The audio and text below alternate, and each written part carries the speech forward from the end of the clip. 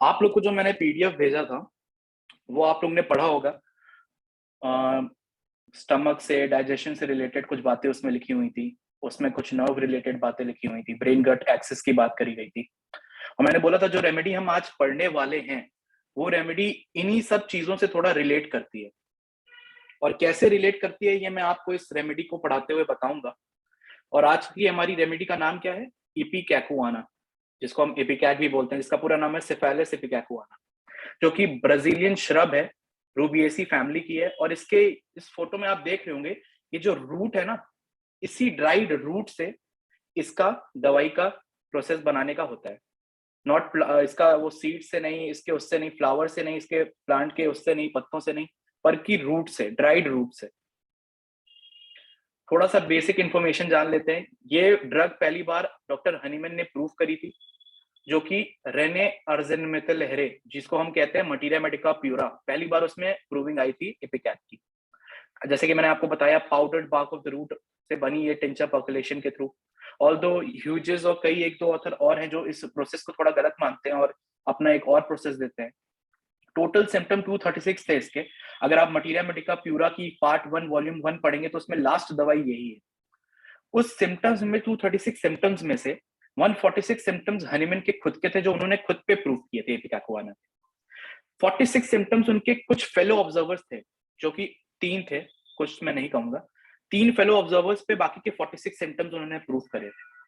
और बहुत सारी इन्होंने जो चीजें ली थी वो अदर ऑथर्स से उठाई थी इपिकैकुआना के बारे में।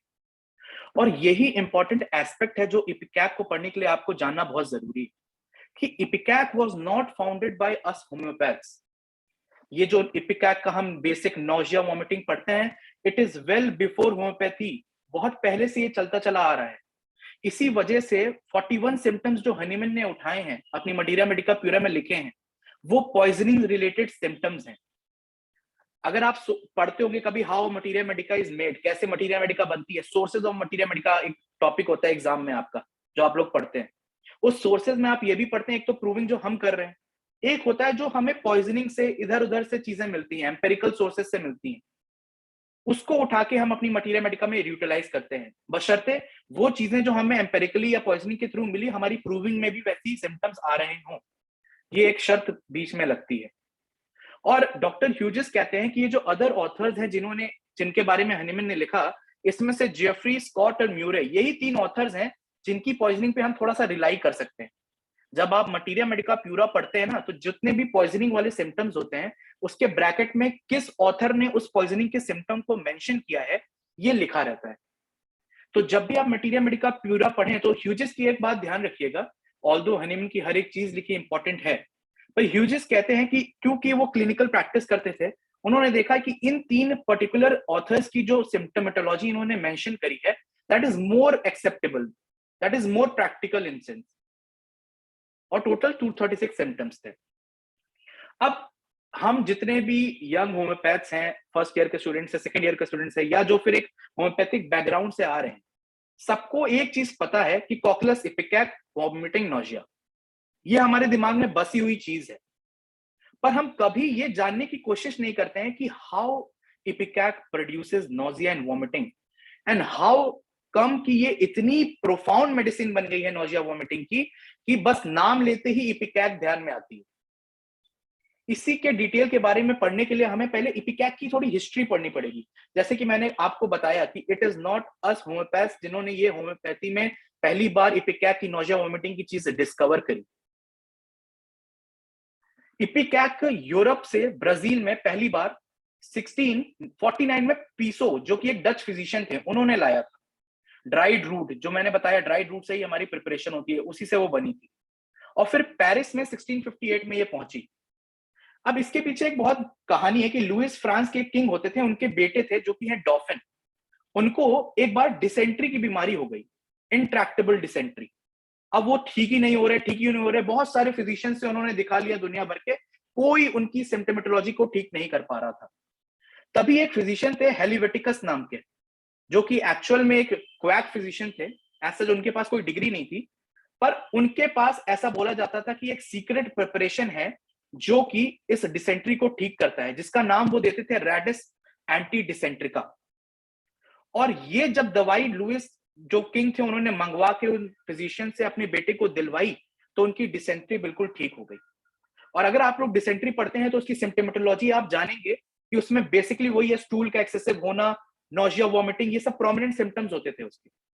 जब बाद में जब इनके बेटे ठीक हो गए, तो लुइस जो किंग थे उन्होंने बोला कि उसको बुलाओ फिजिशियन को और उससे इसका दवाई का सीक्रेट पूछो, अगर ये इतनी हेल्पफुल है और कोई नहीं ठीक कर पा रहा है, मैंने अच्छे अच्छे फिजिशियन से दिखा लिया, अगर कोई भी जवाब नहीं दे पा रहा है इस बीमारी को और इन इस क्वैक के पास जवाब है, तो इसका सीक्रेट जानने की कोशिश करो। और बहुत सारे पैसे दिए उन्होंने उस क्वैक फिजिशियन को कि बताइए क्या है आपका सीक्रेट। क्वैक फिजिशियन ने अपनी जितनी भी प्रिपरेशन थी रैडिक्स एंटी डिसेंटर की, वो जाके किंग को दे दी, ये है देखिए, आप मेरे को पैसे दीजिए, ये है आपकी प्रिपरेशन।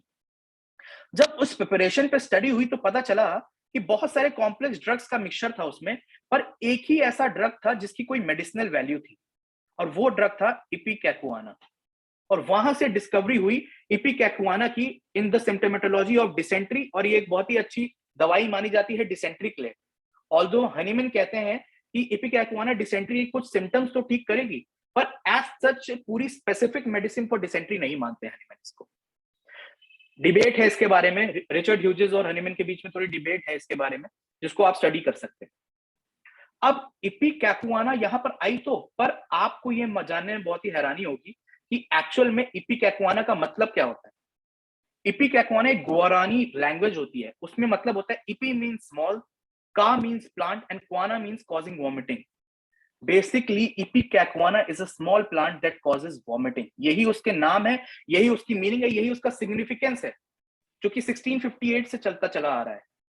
और फिर जब ये चीज इंसिडेंट हुआ हिस्ट्री में इतना फेमस, और जब ये पाया गया कि इपिकैकुआना डिसेंट्री में इतना अच्छा काम करती है, तब सारे ओल्ड स्कूल फिजिशियन ने इसके ऊपर काम करना चालू कर दिया। It has long been known as a certain though tardy and mild emetic, emetic आप हम जानते हो जो नोजिया वॉमिटिंग कराए वैसी दवाइयां। और ये बोला जाता है कि एक स्पेसिफिक एक्शन है, आप बॉडी में कहीं भी इपिकैकुआना को डालिए, इपिकैकुआना का एक स्पेसिफिक एक्शन आएगा, वो है वॉमिटिंग का। और ये भी बोला जाता है उसके साथ साथ कि ipecacuanha always however introduce excites vomiting through the stomach, आप बॉडी में कहीं भी इंट्रोड्यूस करिए किसी भी वे के थ्रू, इंट्रोड्यूस तो वॉमिटिंग, वो जो इंड्यूस करेगी वॉमिटिंग वो स्टमक के थ्रू ही करेगी। यहीं पर वो डिफर करती है टार्टार एमेटिक। आप लोग कॉमन नेम जानते होंगे, आपको पता है टार्टार एमेटिक किस दवाई का कॉमन नेम है?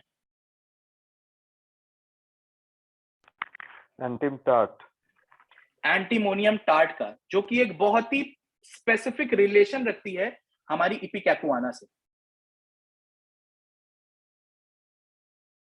अब इपिकैकुआना ये जो excite vomiting through the stomach करती है ना, इसको थोड़ा याद रखिएगा क्योंकि ये एक इंपॉर्टेंट एस्पेक्ट है हाउ इपिकैकुआना वर्क्स इन वॉमिटिंग, इसको जानने के लिए। उसके बाद डॉक्टर रिंगर एक बहुत फेमस फिजिशियन होते थे जिनकी बुक आती थी हैंडबुक ऑफ थेरेप्यूटिक्स। आप कभी भी पुराने स्कूल की किताबें या हमारे पुराने स्टॉलवर्स की किताबें पढ़ेंगे तो आप बहुत बार पाएंगे कि डॉक्टर रिंगर को वो लोग मेंशन करते थे। और डॉक्टर रिंगर ने बोला कि इपिकैकुआना वाइन से ना सेवरल फॉर्म्स ऑफ वॉमिटिंग को ठीक किया जा सकता है। और ये जब बात दुनिया को पता चली, क्योंकि डॉक्टर रिंगर का एक इतना अच्छा नाम था, जब लोगों को पता चली और फिजिशियन ने इसको अप्लाई करना चालू किया, तो पता चला पूरी कंट्रीज में ये पाया जा रहा है कि हर जगह ये ठीक हो रहा है वॉमिटिंग इपिकैकुआना से। इपिकैकुआना की वाइन में दिया जाता था तब उसको। इसी को लेते हुए अब यहां पर होम्योपैथी का रोल आता है। The emetic action of ipecacuanha was naturally seized upon as a point डी अपोई। पॉइंट डी अपोई मिलते हैं पॉइंट ऑफ सपोर्ट। अब क्योंकि एज होम्योपैथ्स हम अपनी मटीरिया मेडिका बनाने में पॉइजनिंग के एम्पेरिकल हिस्ट्री के भी सोर्सेज लेते हैं, तो इसीलिए जब हमने ये चीज देखी कि अच्छा इपिकैकुआना के इतने रोल हैं, इतनी सारी चीजें पाई जाती हैं वॉमिटिंग से रिलेटेड, क्यों ना हम ड्रग प्रूविंग करके देखें। और ये पॉइंट ऑफ सपोर्ट लेते हुए, क्योंकि ओल्ड स्कूल फिजिशियन ठीक करते आए हैं वॉमिटिंग या इपिकैकुआना को, हमने अपनी प्रूविंग स्टार्ट करी और ऐसे हमें अपनी मेन रेमेडी फॉर वॉमिटिंग मिली, जो कि है इपिकैकुआना। अब आगे कहानी बढ़ती है।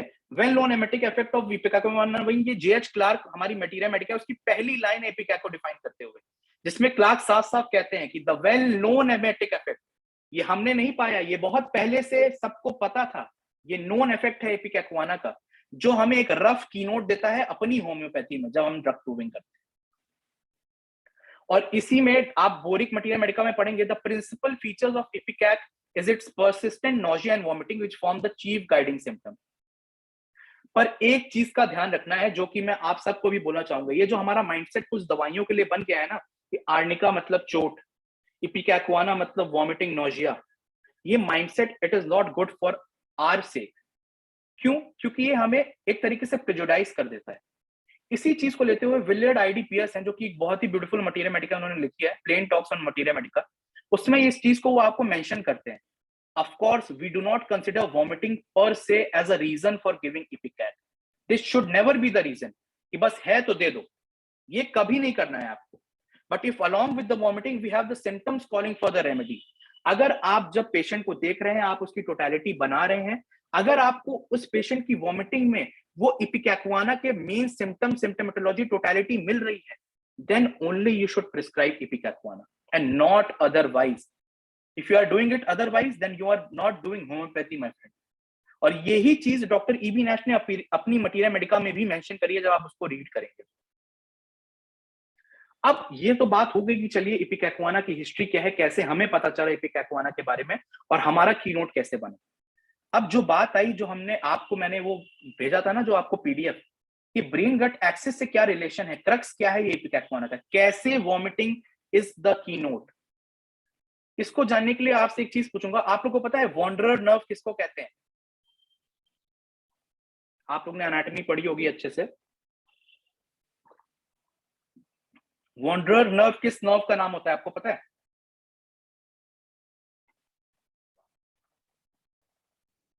Vagus nerve. Good, vagus nerve. Vagus nerve का नाम होता है वॉन्डरर नर्व। क्यों होता है नाम पता है? क्योंकि vagus nerve is one of the biggest nerve present in our body, और वो हमारे ब्रेन से लेके हमारी पूरी एब्डोमेन से लेके चेस्ट से लेके नीचे तक आती है, तो it wonders through every part of the body. और वेगस का जो मीनिंग होता है ना, वेगस टर्म का जो एक्चुअल एटिमोलॉजी है ना, दैट ओनली मीन्स वॉन्डरर, और इसीलिए इसका नाम पड़ा wanderer nerve.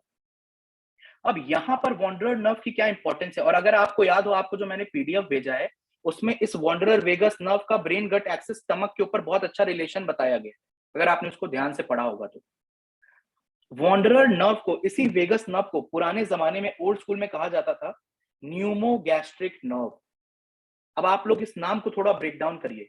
Numa related to the lungs, gastric related to the stomach, और ऐसा नाम इसको ओल्ड स्कूल में इसलिए दिया गया था क्योंकि जो वेगस नर्व है ना, वो पूरे ही लंग्स को और पूरे स्टमक को इनरवेट करते हुए, सप्लाई करते हुए जाती है, और इसका एक प्रोमिनेंट रोल होता है दोनों ही ऑर्गन में।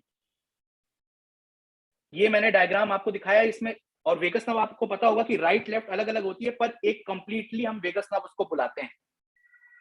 सॉरी, एक कोई है, उसको अंदर कर लेता हूं मैं जी। अब एक साथ उनको, अब आप यहां पर देख लीजिए कितना डिस्टिंक्टिवली वेगस नर्व हमारी स्टमक को सप्लाई कर रहा है। यही चीज आप नेक्स्ट में देखेंगे कि मैंने यहाँ पर एक पेपर दिया, और यहाँ पर जितने भी मैंने पेपर मेंशन करे हैं यहाँ पर, इन सब का पीडीएफ मेरे पास है। अगर आप में से कोई भी इंटरेस्टेड है और डिटेल्ड में पेपर्स पढ़ने के लिए, मेडिकल पेपर्स, जर्नल्स पढ़ने के लिए, तो मैं उनको प्रोवाइड कर सकता हूँ। यहाँ पर आप पढ़िए जो मैंने मार्क करा हुआ है। The vagus nerve is an essential part of the brain-gut axis and plays an important role in the modulation of inflammation, maintenance of intestinal homeostasis, and the regulation of food intake, satiety, and energy homeostasis. कितना main role है इस न्यूमोगैस्ट्रिक nerve का हमारे stomach में। इसी को आप देखेंगे कैसे इनर्वेट करता है हमारे न्यूमो वाले पार्ट को, लंग्स वाले पार्ट को। आप देखिए यहाँ पर, और यहां पर आपको मैं एक बुक से दिखा रहा हूं जहां पर अस्थमा और सीओपीडी को डिस्क्राइब करते हुए साफ साफ लिखा गया है कि the vagus nerve has long been recognised to play a major role in the modulation of motor tone of the airways. और आपको पता होगा कि अस्थमा एक ऐसी डिजीज है जिसमें इपिकैक्वाना का बहुत मेन रोल है, और वेगस नर्व का भी बहुत इंपॉर्टेंट एक्शन है उसकी मोटर टोन पे। अब इसको रिलेट करने के लिए आपको बोरिक की बस एक सिंपल सी लाइन इंट्रोडक्शन की पढ़नी पड़ेगी, जो कि कहती है the chief action is on the ramification of the pneumogastric। ramification मतलब होता है, फ्रेंच से ramifier से निकला गया है, जो बोलता है ब्रांचेस। बोरिक कहते हैं कि जो मेन एक्शन इस ड्रग का आपको पढ़ना है ना, ये आपको इस ड्रग की न्यूमोगैस्ट्रिक नर्व की ब्रांचेस मेन एक्शन बताएंगी, और वो ब्रांचेस क्या है? लंग्स और stomach. It causes spasmodic irritation in the chest and in the stomach, और इसी वजह से इतना मेजर रोल है इपिकैक्वाना का on chest and on stomach. अगर आप में से किसी के पास भी अभी एलन कीनोट्स है, किसी के पास है तो आप बताइए, अभी खोलिए एक बार एलन की नोट्स, और आप लोग एक बार एलन की नोट्स के सिम्प्टोमेटोलॉजी के थ्रू जाइए। आप एक चीज नोटिस करेंगे, आधी मेजॉरिटी ऑफ सिम्प्टोमेटोलॉजी दो चीज में डिवाइड होगी, एक स्टमक रिलेटेड सिम्टम से, एक चेस्ट रिलेटेड सिम्टम से। ऑल्दो इंटरमिटेंट फीवर एंड में दिया हुआ है, पर मेजर सिम्प्टोमेटोलॉजी ऑफ एलन की notes is divided into two parts only, one related to the gastric part, one related to the chest part, the whooping cough part, dyspnea part। और यही आपको दिखाता है कि कितना इंपॉर्टेंट रोल यहां पर न्यूमोगैस्ट्रिक नर्व का है हमारी इपिकैकुआना की सिम्प्टोमेटोलॉजी को समझने के लिए। इसीलिए एलन की नोट्स में डॉक्टर एलन सबसे पहली लाइन लिखते हैं कि adapted to cases where the gastric symptoms predominate. And why the gastric symptoms predominate? Because the action of this drug is on the pneumogastric nerve, and that pneumogastric nerve innervates both stomach and lungs, and majority of it innervates the stomach। और इसीलिए यहां पर Elon इसको इतने prominently अपनी पहली line में mention करते हैं। ये एक और जर्नल है फार्माकोलॉजी का जहां पर ये बताया गया है कि involvement and critical importance of vagus neurocircuitry in the generation of nausea and vomiting has been well defined across several species including humans। तो ये कोई नई बात नहीं है, ये हमारी साइड में एलाइड सब्जेक्ट्स अगर आप पढ़ेंगे डिटेल में तो वो बताते हैं कि हाँ, न्यूमोगैस्ट्रिक और नोजिया वॉमिटिंग मेल है भाई इनका। और यही चीज हनीमैन बहुत पहले और उनसे पहले और ओल्ड स्कूल फिजिशियंस भी बता के चले गए हैं कि ये मेल मिलेगा आपको। और इसी को डॉक्टर बोरिक ने बहुत ब्यूटीफुली मेंशन करके लिखा है, the ramifications of the vagus nerve, the pneumogastric nerve.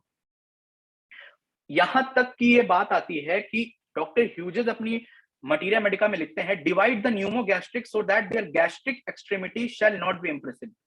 मतलब वो बोल रहे हैं कि इस न्यूमोगैस्ट्रिक को डिवाइड कर दो, बस न्यूमो पे ध्यान दो। अगर गैस्ट्रिक हटा दोगे ना और इसको नहीं इनर्वेट करेगा ना इपिकैकुआना, तो कोई वॉमिटिंग सेटअप नहीं होगी। इतना इंपॉर्टेंट रोल है इपिकैकुआना का इस न्यूमोगैस्ट्रिक नर्व पे। This explains why ipecacuanha operates so much more freely and quickly when introduced into the stomach than when injected subcutaneously।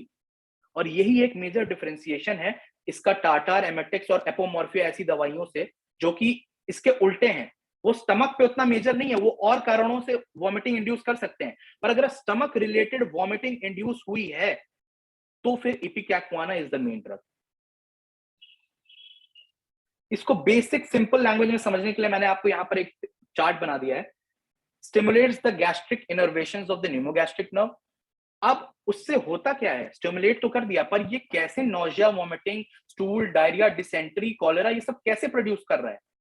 Simple है, जब ये इंट्रोड्यूस होता है इपिकैकुआना हमारी बॉडी में, न्यूमोगैस्ट्रिक नर्व को इनर्वेशंस में जाके अफेक्ट करता है, तो दो चीजें होती हैं। एक होता है कैटारल नेचर का एक फॉर्मेशन होता है, जितना भी हमारा गैस्ट्रिक म्यूकस है ना, वो एक्सेसिव इंक्रीज प्रोडक्शन चालू हो जाता है उसका, and slight inflammation of the gastrointestinal mucous membrane. इस वजह से क्या होता है ना, अब जितना भी ये कैटेरल इन्फ्लेमेशन चालू हुआ अंदर की तरफ, कि जितना म्यूकस बनना चालू हुआ, जितना एक्सेसिव म्यूकस बन रहा है ना, अब ये सब बॉडी आपकी बाहर फेंकना चाहेगी। अब बाहर कहां से आएगा? या तो एक इनलेट से या तो दूसरे इनलेट से। And these are the two symptomatologies of this drug. Either it will cause the nausea and vomiting that is persistent in nature, or either it will cause the stools, that is green, foamy stools, bloody stools, the different types of stool it produces, the cholera, the dysentery, जिसमें main symptoms क्या है? Vomiting वाला इधर है और इधर है stools वाला, डिसेंट्री वाला, एशियाटिक कॉलेरा वाला। यही इसकी मेजर सिम्प्टोमेटोलॉजी और क्रक्स है इपिकैक। अगर एक वर्ड में इपिकैक को डिफाइन किया जाए ना, तो it's just the ramification of pneumogastric nerve, nothing else. अब इस इपिकैकुआना की नोजिया और वॉमिटिंग को समझने के लिए ना, अगर बस इतना आप याद रखेंगे ना, तो आपको पेशेंट देखने में बहुत आसानी होगी। पहला पॉइंट याद रखिए, परसिस्टेंट नोजिया। परसिस्टेंट नोजिया से आप क्या समझते हैं? जितनी बार भी वॉमिटिंग कर ले, वॉमिटिंग करने से आराम नहीं मिलेगा, नोजिया मेंटेन रहेगा और वॉमिटिंग आती रहेगी। In all diseases with constant and continual nausea, never ending nausea, persistent nausea, vomiting करके भी आराम नहीं मिल रहा है। और यहीं पर इन ऑल डिजीजेस पे ध्यान दीजिए, it is one of the major concomitant symptom of ipecacuanha. Haemorrhage हो, चेस्ट सिम्टम्स हो, पेट की बीमारी हो, कोई भी सिम्टम हो, परसिस्टेंट नोजिया है तो इपिकैकुआना जरूर सोचिए। इसके साथ आपको क्या मिलेगा, एक जो पिक्यूलियर सिम्टम इसके साथ सेकंड मिलता है, जो उसको हमें बहुत ध्यान देना चाहिए। आप लोग ये जनरली पढ़ते होंगे कि कभी भी कोई स्टमक की बीमारी होती है ना, तो आप देखते हो ना, एज अ फिजिशियन एग्जामिनेशन करते हो, जरा जीभ दिखाइए, आप फिर देखते हो, अच्छा हाँ देखो ये ऐसी कोटेड है, इसका स्टमक में कुछ इश्यू होगा। पर इपिकैकुआना में स्टमक में इशू है, पर कॉन्ट्रास्ट क्या है, द टंग इज क्लीन और sometimes it is slightly coated, which is peculiar in itself. अगर पेट खराब है तो टंग में एक तरीके का कोई कोटिंग आनी चाहिए, पर नहीं, यहां पर टंग क्लीन मिलेगी आपको। एक और प्रोमिनेंट सिम्टम मिलता है जब भी इपिकैकुआना को ये होगा, तो दो चीजें याद रखेंगे। यहां पर एक चीज मैंने मेंशन नहीं करी है, इसका नेवल पार्ट है ना, जो अम्बलाइकल पार्ट है, वहां पर पेन, ग्रिपिंग पेन बहुत प्रोमिनेंट होगा उस पर्टिकुलर लोकेशन पे, और स्टमक ऐसा लगेगा जैसे हैंग डाउन कर रहा हो, रिलैक्स हो गया हो एकदम, जो कि इग्निशिया में, स्टैफ में भी आपको मिलेगा। ये एक प्रोमिनेंट सिम्टम मिलता है। तो अगर परसिस्टेंट नोजिया, बार बार बार बार बार बार जितनी भी वॉमिट कर ले, बना हुआ है, कोई भी डिजीज हो, टंग साथ में क्लीन मिल रही है, stomach as if hang down मिल रहा है, ipecacuanha will be your drug. साथ में और क्या मिलता है, profuse saliva, excessive production of saliva in your mouth. जैसे जैसे नोजिया बढ़ता जा रहा है, आपका सलाइवा का जो बनना है वो भी टाइम के साथ बढ़ता चला जा रहा है। और जब वॉमिटिंग होगी, तो वॉमिटिंग कैसी होगी, व्हाइट ग्लेरी म्यूकस की, जो कि विदाउट रिलीफ है, वॉमिटिंग से कोई आराम नहीं मिलेगा। अब ये नोजिया के कॉजेशन में आपको क्या मिल सकता है, अच्छा आपको नोजिया है, ये सब चीजें हो रही हैं, स्टमक ऐसा लग रहा है, टंग आपकी क्लीन है, सलाइवा आपका प्रोफ्यूज है, कब से कैसे हुआ, कैसे बढ़ता है, कैसे घटता है। डॉक्टर साहब, जब भी मैं कुछ रिच फूड खाता हूँ ना, फैटी फूड खाता हूँ ना, जब भी पोर्क खा लेता हूँ ना, जब भी फिश खा लेता हूँ ना, जब भी फ्रूट्स एक्स्ट्रा खा लेता हूँ ना, जब भी आइसक्रीम, कोल्ड ड्रिंक्स और कोल्ड आइसक्रीम्स खा लेता हूँ ना, it produces these kind of symptoms. और यही चीज है, और साथ में एक मेंटली मिलेगा आपको, vexation and reserve displeasure, which is also a causation of nausea and vomiting like symptoms. अगर आप इसको समझेंगे तो एक चीज तो नोजिया वॉमिटिंग कैसे करा रही है, कि अंदर म्यूकस भरा है, बाहर फेंकने को बोल रहा है, बाहर फेंकने को बोल रहा है, बाहर फेंकने को बोल रहा है। रिजर्व डिस्प्लेजर क्या था, इमोशन अंदर भरा हुआ है, पर बाहर फेंकने को बोल रहा है। अब इमोशन अंदर नहीं बढ़ पाएगा, और ये सब बाहर निकालना चाहता है। It acts like this. अब साथ में इसके क्या मिलेगा, काउंटेनेंस ऑफ नोजिया, टोबैको में भी काम आता है, टोबैको की वजह से कॉजेशन ऑफ नोजिया, प्रेगनेंसी में नोजिया और वॉमिटिंग होना, इसमें भी इपिकैप काम आती है। अब ये काउंटेनेंस ऑफ नोजिया इंपॉर्टेंट है। डॉक्टर नैश कहते हैं ये काउंटेनेंस ऑफ नोजिया मतलब नोजिया जैसा उसका चेहरा लगेगा कि हाँ ये अभी एकदम वॉमिटिंग नोजिया से सफर कर रहा है। पेल फेस हो जाएगा पूरा, आईज एकदम संक कर जाएंगी उसकी, blue margins and often there is more or less twitching of the face and lips and sleepiness after vomiting. Vomiting करने के बाद एकदम ढीला, स्लीपी स्लीपी हो जाएगा, जो कि आपको एलन की नोट्स में भी लिखा हुआ मिलेगा। तो अगर आपको उसके साथ ऐसा फेस मिल रहा है जो काउंटेनेंस हम बोलते हैं, तो आप इपिकैकुआना जरूर सोच सकते हैं। अब अगर आपने एग्रीवेशन वाले पॉइंट पे ध्यान दिया होगा, तो आपको एक चीज दिखी होगी कि पल्सिटिला में भी ये rich food aggravation, fatty food aggravation, ice cream aggravation, ये सब हम पढ़ते हैं। इपिकैकुआना में भी हम पढ़ रहे हैं। फर्क कैसे करेंगे इन दोनों के बीच में, ये कुछ बेसिक डिफरेंसेस है जिससे इजीली आप फर्क कर सकते हैं इन दोनों दवाइयों में। पहली चीज, pulsatilla will be, tongue will be coated like antimonium crudum, that is thick white और येलोविश, और यहीं पर इपिकैकुआना में आपको क्लीन मिलेगी, या फिर स्लाइट कोटिंग कभी कभार मिलेगी आपको। पहला डिफरेंस। दूसरा, स्टेजेस पे फर्क आता है।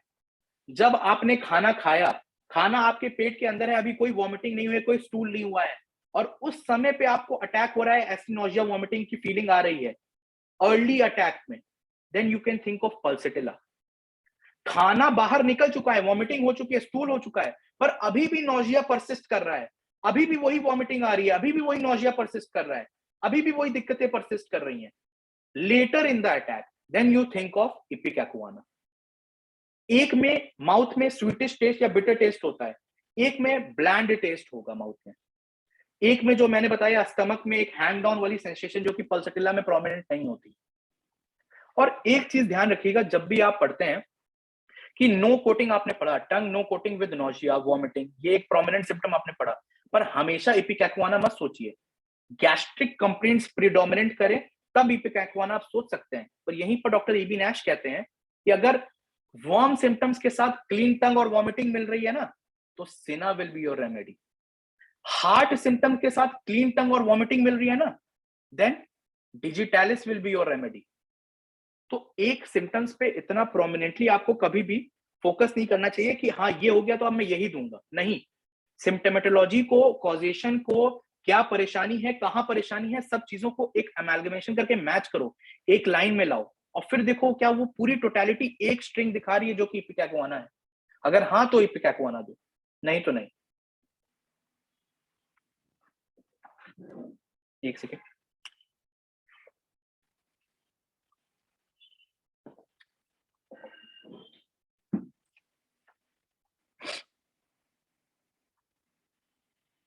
अब हम आते हैं गैस्ट्रिक सिम्टम्स में, हम बात करते हैं स्टूल्स की। तीन प्रोमिनेंट कैरेक्टरिस्टिक्स ऑफ स्टूल मिलते हैं इपिकैकुआना में। एक fermented foamy like east form of stool, foam foam सा आएगा स्टूल में, झाग झाग सा बना रहेगा। एक मिलता है ग्रास ग्रीन स्टूल, जो कि म्यूकस रहता है, वाटरी रहता है, बहुत ही वाटरी, बहुत ही ढीला स्टूल होगा, पर ग्रास ग्रीन कलर का होगा। एक होता है स्लाइमी स्टूल, थोड़ा चिपचिपा स्लाइमी सा नेचर में, जो कि डिसेंट्री में ज्यादातर मिलता है, पर उसमें ब्लड टिंज्ड होगा ज्यादातर। और EB Nash, doctor EB Nash कहते हैं कि अगर आपको ऐसा कुछ भी मिल रहा है, साथ में इसके नोजिया परसिस्टेंट मिल रहा है, तो इपिकैग 200 will prominently cure the symptomatology. अब एक हमने बात कर ली कि गैस्ट्रिक सिम्टम में न्यूमोगैस्ट्रिक का गैस्ट्रिक पार्ट तो हो गया, अब न्यूमो पार्ट पे आते हैं, how it affects the lungs. Irritation of the mucous membrane is set up. अब आपने पढ़ा था स्पाज्मोटिक इरिटेशन दोनों जगह कर रहा है, वहां पर और एक ही देखो, नेचर एक ही है, दवाई जो प्रोड्यूस करी वो एक ही तरीके का है। कैटारल इन्फ्लेमेशन वर्ड याद रखो, कैटारल अपने आप में होता है कि एक्सेसिव म्यूकस प्रोडक्शन, वहां पर स्टमक में एक्सेसिव म्यूकस प्रोडक्शन है, यहां पर कहां पर है, चेस्ट में एक्सेसिव म्यूकस प्रोडक्शन हो रहा है।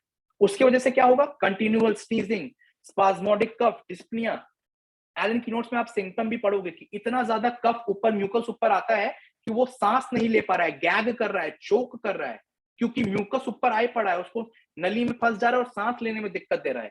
इतना ज्यादा एक्सेसिव कैटारल प्रोडक्शन हो रहा है अंदर चेस्ट में, जो कि कॉज क्या कर रहा है, इपिकैकुआना कर रहा है।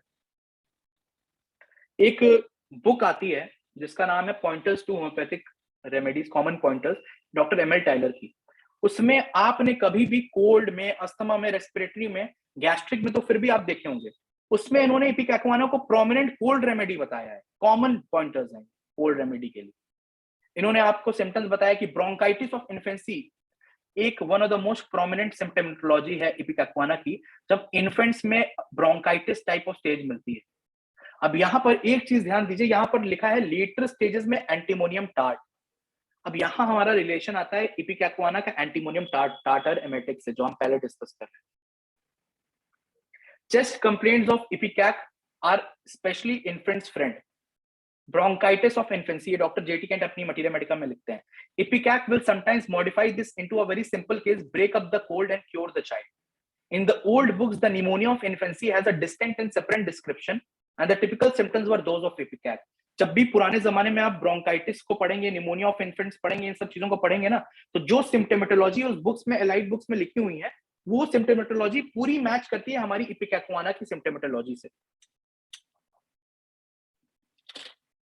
अब एंटीमोनियम टार्ट से क्या रिलेशन है, इसको समझने की कोशिश करिए।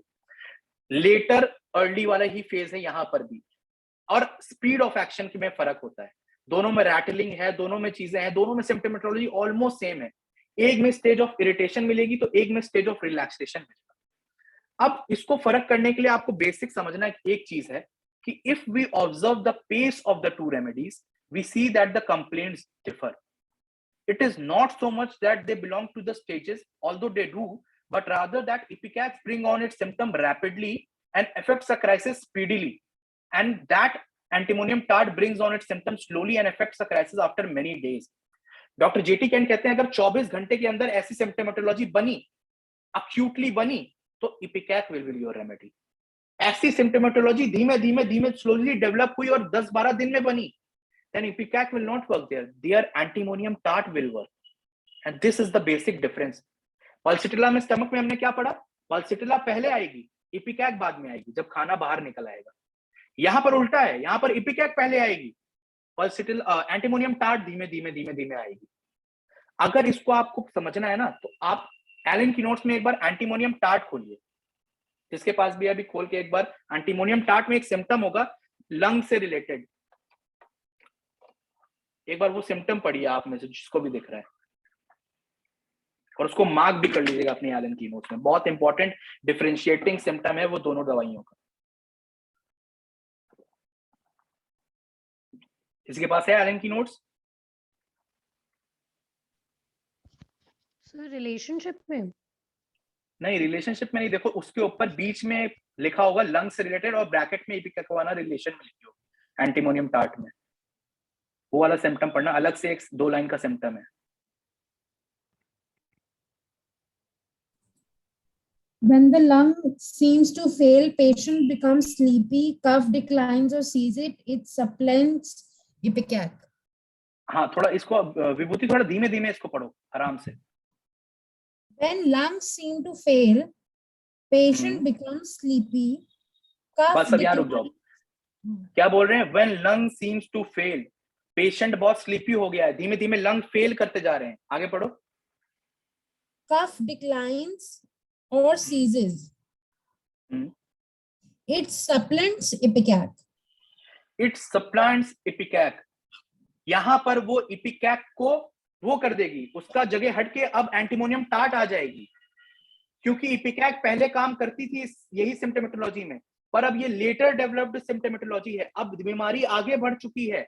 और यहां पर एलन की नोट्स में साफ साफ लिखा है कि इट सप्लांट्स इपिकैक। यहां पर इपिकैक खत्म हो गई भाई साहब, अब आप एंटीमोनियम टार्ट दोगे तो काम होगा, इपिकैक से काम नहीं होगा। This is what Kent is describing in this paragraph कि अर्ली 24 आवर्स वाले स्टेज में रैपिड है तो इपिकैक दो, यही लेटर डेवलप्ड है, स्लोली प्रोग्रेसिंग है, लंग्स फेल कर गई हैं, स्लीपी हो गया है, कफ सीज कर गया है, एकदम एंड स्टेज वाली पोजीशन है, रैटलिंग अभी भी हो सकती है, तब एंटीमोनियम टार्ट दो। मार्क कर लेना अपनी एलन की नोट्स में इस लाइन को बहुत prominently, differentiation factor of इपिकैक and antimonium tart के नाम से। और इस पैराग्राफ से रिलेट करके केंट में पढ़ोगे तो आपको पूरा डिस्क्रिप्शन मिल जाएगा डिफरेंस का। अब आपको यहाँ पर सिम्टोमेटोलॉजी में ज्यादा डिस्कस नहीं कर रहा हूं, क्योंकि आप सिम्टोमेटोलॉजी पढ़ते ही हो। आप देखोगे यहाँ पर अक्यूट चेस्ट में, ब्रोंकाइटिस में, चाइल्ड कफ्स। अच्छा हाँ, यहाँ पर एक और इसमें वो है, क्या बोलते हैं, पढ़ो, सॉरी किसी ने रेज किया था क्या? चलो कोई नहीं। अब किसी एक इंपॉर्टेंट चीज यहाँ पर और जानिए, एक तरीके की आप पढ़ेंगे ब्रोंकाइटिस में कि एकदम खांस खांस के गैग कर करके एकदम ब्लू हो जाता है, पेल फेस हो जाता है, आप एलन की नोट्स में भी पढ़ेंगे। एक और रेमेडी है जिसको आप नोट कर लीजिएगा, अगर बोरिक आपके पास हो तो उसको खोल लीजिएगा और उसको नोट कर लीजिएगा, वूपिंग कफ में वो भी मिलती है, जो कि मैंने अपने गुरु डॉक्टर आशीष सर के क्लिनिक पे कई केसेस देखे हैं उस दवाई से, उस वैसी सिम्टोमेटोलॉजी में ठीक करते हुए, जिस दवाई का नाम है मेफाइटिस।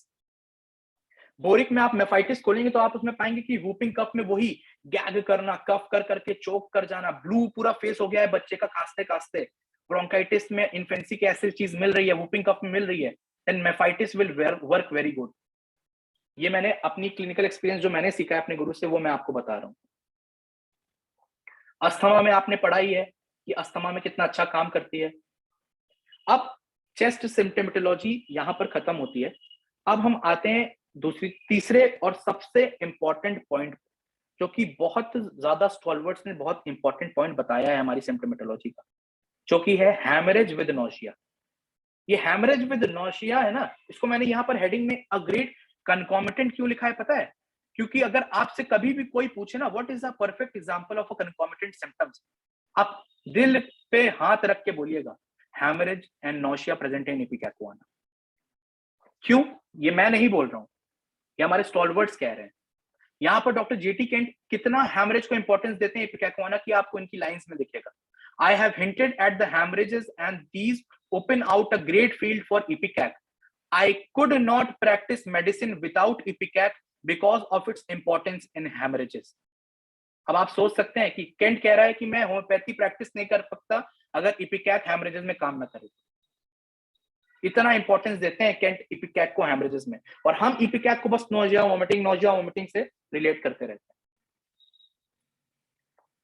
जब डॉक्टर पी संकरन है, जो कि डॉक्टर राजन संकरन के फादर थे, उन्होंने अपनी बुक में कंकॉमिटेंट सिम्टम को डिस्क्राइब करके हुए एक पैराग्राफ लिखा है ना, तो उसमें एंड में जब एग्जांपल दिया है ना, तो क्या दिया है, nausea with haemorrhage ipecac are example of concomitant symptom.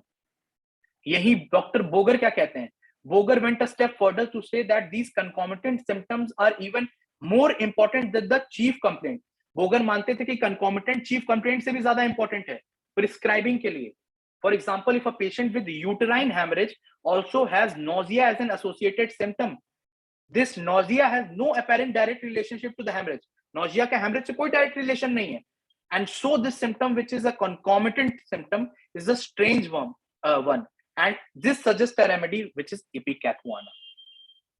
तो आप समझ लीजिए, जब इतने बड़े बड़े स्टॉलवर्ड्स ने इस रेमेडी को ऐसा बताया है हेमरेजेस में, क्लार्क, कोई भी आप बड़े स्टॉलवर्ड्स की बुक पढ़ लीजिए, हेमरेज विद नोजिया, अगर आप डॉक्टर रॉजर मॉरिसन की किताब पढ़ते हैं, तो मैंने आपको पहले भी बताया है, कंबाइंड सिम्टम जब वो बोलते हैं तो बहुत इंपॉर्टेंस होती है इसकी, और doctor Roger Morrison combined symptom में लिखते हैं हेमरेज विद नोजिया। अब हेमरेज की कैरेक्टरिस्टिक आप समझ लीजिए, हेमरेज क्या होगा, विद नोजिया होगा, ये तो हमने पढ़ ही लिया, सारे ओरिफिसेस से। खांसी में हेमोप्टाइसिस हो रही है तो ब्लड टिंज्ड आ रहा है, यूरिन ब्लड टिंज्ड आ रही है, स्टूल ब्लड टिंज्ड आ रहा है, यूट्राइन जो हमारी ब्लीडिंग है वो भी हो रही है, इन सब में काम करेगी। कैसी ब्लीडिंग होगी, बहुत ज्यादा profuse, bright coloured, not dark, not black brownish, but bright red colour, and gushing, active bleeding हो या पैसिव हो, गशिंग फॉर्म ऑफ ब्लीडिंग, तेजी से ब्लीड होना, ब्राइट कलर होना और बहुत ज्यादा होना। और इसके साथ अगर यूट्राइन ब्लीडिंग हो रही है ना, तो एक मैंने बताया था आपको, नेवल और अम्बिलिकल एक इंपॉर्टेंट पेन का पॉइंट है गैस्ट्रिक में, जब यूट्राइन ब्लीडिंग के साथ इपिकैक मिलेगी ना, तो ये नेवल से यूट्रस तक एक पेन जाता है, ये आपको साथ में एज अ सिम्टम मिलेगा। और जब ये हेमरेज में ऐसी सिचुएशन मिले ना, तो यू शुड थिंक ऑफ इपिकैकुआना। अब आप एक बार एलन की नोट्स में फेरम मेट खोलिए, जिसके पास भी हो, आप एक बार फेरम मेट खोलिए और उसमें देखिए इपिकैकुआना रिलेशनशिप में कहीं लिखी है किसी सिम्टम में।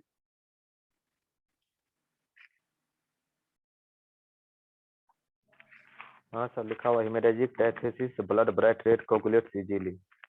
हाँ, अब हम देखो पढ़ते क्या है, हम इपिकैकुआना को कभी हेमरेजिक डायथेसिस में सोचते नहीं है, पर यहाँ पर जब फेरम मेट को हेमरेजिक डायथेसिस एक्सप्लेन कर रहे हैं, तो उसमें बता रहे हैं कि ipecacuanha also has this haemorrhagic diathesis, this bleeding from all the orifices of our body. और कैसी होगी ये मैंने आपको यहाँ बता दिया, किस कंकॉमिटेंट के साथ होगी बता दिया, क्या पेन मिल सकता है बता दिया, अगर ऐसा मिले तो आप हेमरेज में दें। यही आप मिलीफोलियम खोलेंगे एलन की नोट्स में, तो मिलीफोलियम का भी कैरेक्टरिस्टिक आपको याद होगा, ब्राइट रेड कलर होता है, वहां पर भी ब्रैकेट में आपको एलन की नोट्स में इपिकैकुआना मिलेगी मेंशन, अगर आप पढ़ेंगे कभी मिलीफोलियम को। तो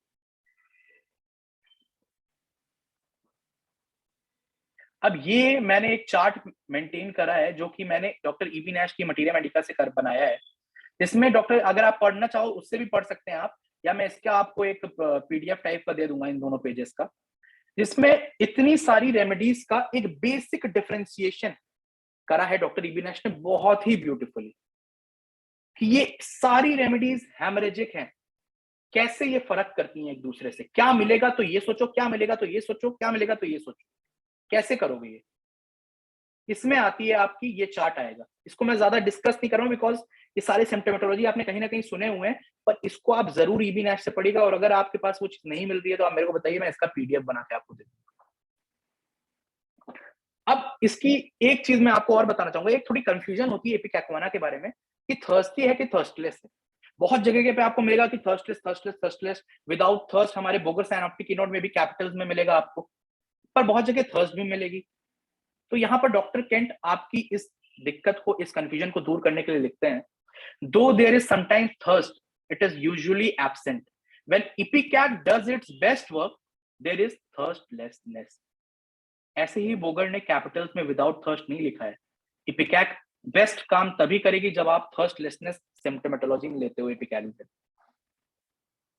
इंटरमिटेंट फीवर आपने पढ़ा है, अब इंटरमिटेंट फीवर का जो नोट है उसमें भी ये नोजिया परसिस्टेंट रहेगा, क्योंकि नोजिया के बारे में हमने पढ़ते हुए क्या पढ़ा था, इन ऑल डिजीजेस, यहां भी आपको नोजिया साथ में मिलेगा।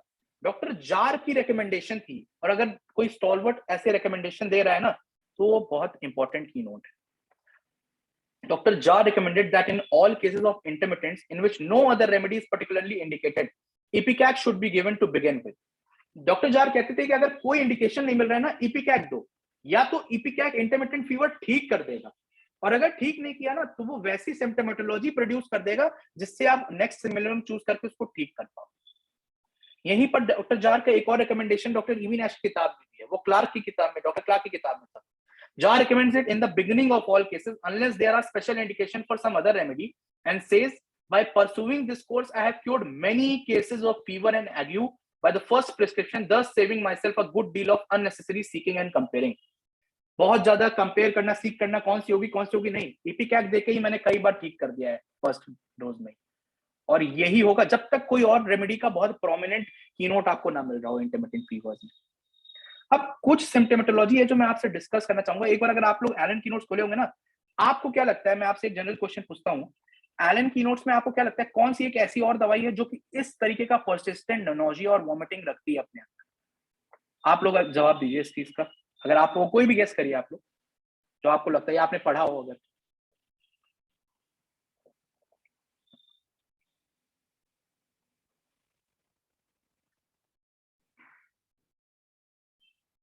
एनीवन, कोई भी गैस? एक बार आप मेरे पास, हाँ कोई बोल रहे हैं? Cocculus is a good guess I guess, चलो ठीक है, कॉक्युलस मान लेते हैं। और एक दवाई है जो कि एकदम सेम सिम्टोमेटोलॉजी पोजेस करती है, आप एक बार एसेरम यूरोपियम खोलिए एलन कीनोट्स में, इसके पास भी है। और एसेरम यूरोपियम में जहां पर इपिकैकवाना वाला रिलेशन दिया है और यही सिम्टम लिखा है, उसको एक बार पढ़िए आराम से यहाँ पर।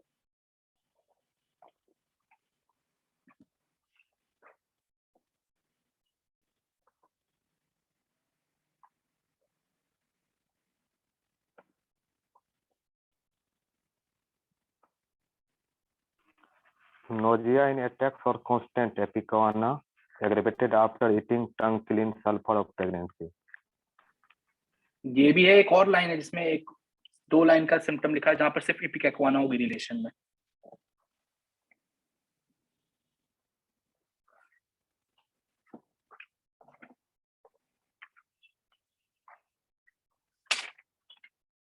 अच्छा हाँ यही है, सॉरी। तो इसमें क्या लिखा है, nausea in attack of constant इपिकैक aggravation after eating, जो कि इपिकैक का है, टंग क्लीन जो कि इपिकैक का सिम्टम है, ऑफ प्रेगनेंसी जो कि इपिकैक का सिम्टम है, परसिस्टेंट कांस्टेंट नोजिया, टंग भी क्लीन है, प्रेगनेंसी में भी मिल रहा है, ईटिंग से बढ़ रहा है, ये सारी चीजें एसेरम यूरोपियम में भी मिलेंगी। पर एसेरम यूरोपियम अपने आप में उसके कीनोट्स और उसके चीजें डिफर करती हैं इपिकैक से, सिर्फ इस सिम्टम पे डिफरेंशिएट करने के लिए बहुत सिम्टम्स है एसेरम और इपिकैक के बीच में। मैं आपको इसलिए दिखा रहा था कि it is very related but it is not. और पहली बात तो इतना परसिस्टेंट नोजिया वॉमिटिंग एसेरम में नहीं होता जितना इपिकैक में होता है, इतना कांस्टेंट। और इपिकैक के साथ में वो जो और चीजें मिल रही थी, उसका नोजिया का कॉन्टिनेंस और ये सब इसमें हैंगिंग डाउन वाला जो सिम्टम है, ये सब एसेरम में उतना प्रोमिनेंट नहीं होता है। एक बार आप लोग सिंकोना और लाइकोपोडियम खोलेगा एलन कीनोट्स में। सिंकोना में जो आप सिम्टम पढ़ते हैं ना, one hand icy cold, one hand warm, वाला सिम्टम एक बार खोलिए।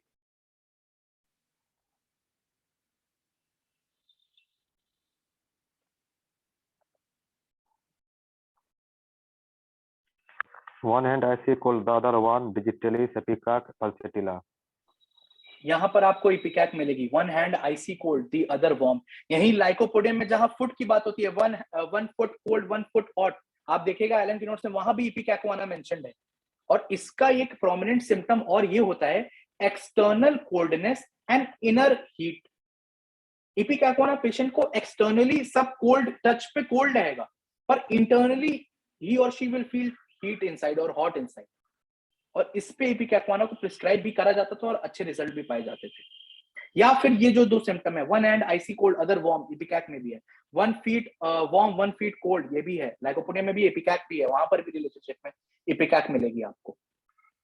ऐसे ही और भी चीजें हैं, लोबेलिया इन्फ्लाटा में डिस्पनिया पढ़ेंगे तो आपको इपिकैक का रिलेशन मिलेगा।